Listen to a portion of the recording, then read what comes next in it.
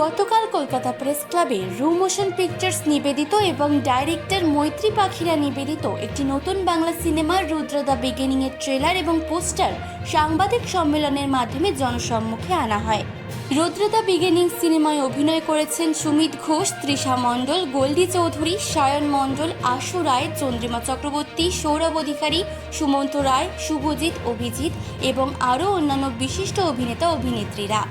এমনি লেখালেখি আমি করতাম আগে থেকেই, তো আমার মনে হলো যে সুনীতের সাথেও কথা বলেছি, বলে আমরা ঠিক করি যে এই অনেকগুলোই স্টোরি ছিল সেই সময়, তো তার মধ্যে এই স্টোরিটাই আমরা ঠিক করি যে এটা নিয়ে আমরা কাজ শুরু করব।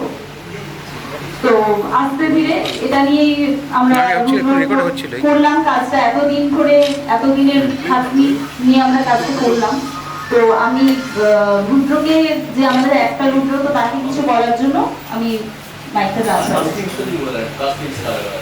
কাস্টিং আমরা সবাই নতুন মুখ এখানে, তো কাস্টিং এর মধ্যে রয়েছে হচ্ছে সুমিত রুদ্র হিসেবে প্রেজেন্ট করছে, গোল্ডিদা এখানে স্যার হিসেবে রয়েছে, অভিজিৎ পান্ডের ক্যারেক্টার প্লে করছে, আরো অনেকে রয়েছে তো যারা আজকে এখনো উপস্থিত হতে পারেনি।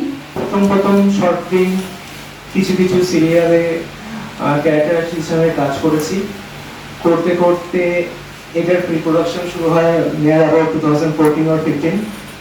তখন থেকে এগুলো নিয়ে আলোচনা হতে হতে আস্তে আস্তে আমাদের কাজ ফ্লোরের নামে 17 সালে এরকম অলমোস্ট এইভাবেই কিছু হয়েছে।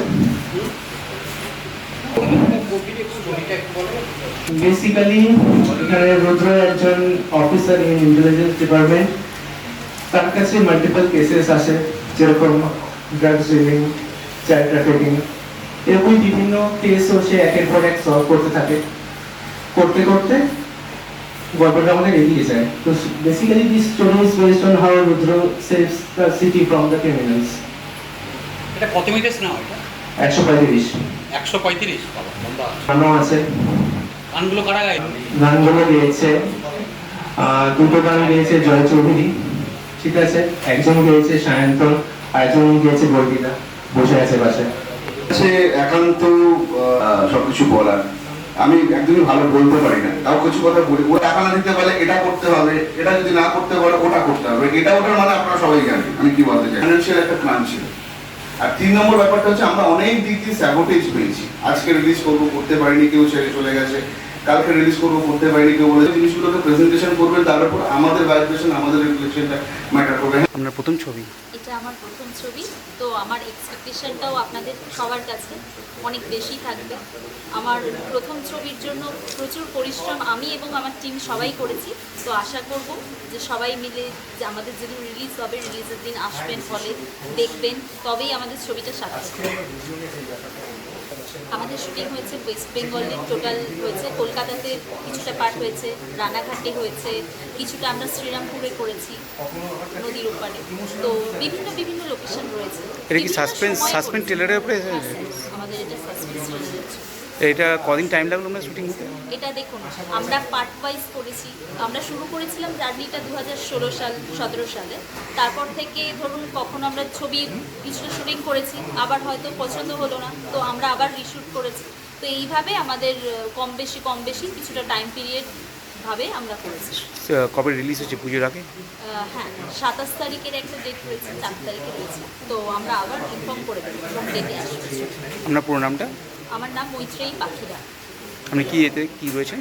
হ্যাঁ স্যার, আমি এই ছবিটা পুরোটা আমি তৈরি করেছি, ডিরেক্টর যেটাকে বলে। তো আমি এই ছবিটা পরিচালনা করেছি। বলবে কিরকম আশাবাদী? আমি তো বিশাল এক্সাইটেড, খুবই ভালো লাগছে আমার। তো তৈরি সিনেমাটা যখন শ্যুট হয় আমাদের, তখন আমরা এক্সাইটমেন্ট নিয়ে সিনেমাটাকে তৈরি করি। খুবই ভালো আছে।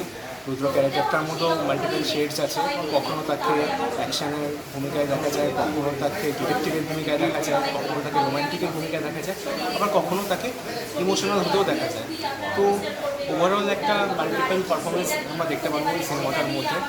তো আশা করা যায় ভালো লাগে সবাই। কিরকম বাজেট এটা আছে? বাজেট লো বাজেটই আমরা বলতে পারি। কলকাতা প্রেস ক্লাব থেকে শুভ ঘোষের রিপোর্ট, চেতনা বার্তা। জেগে থাকে জাগিয়ে রাখে।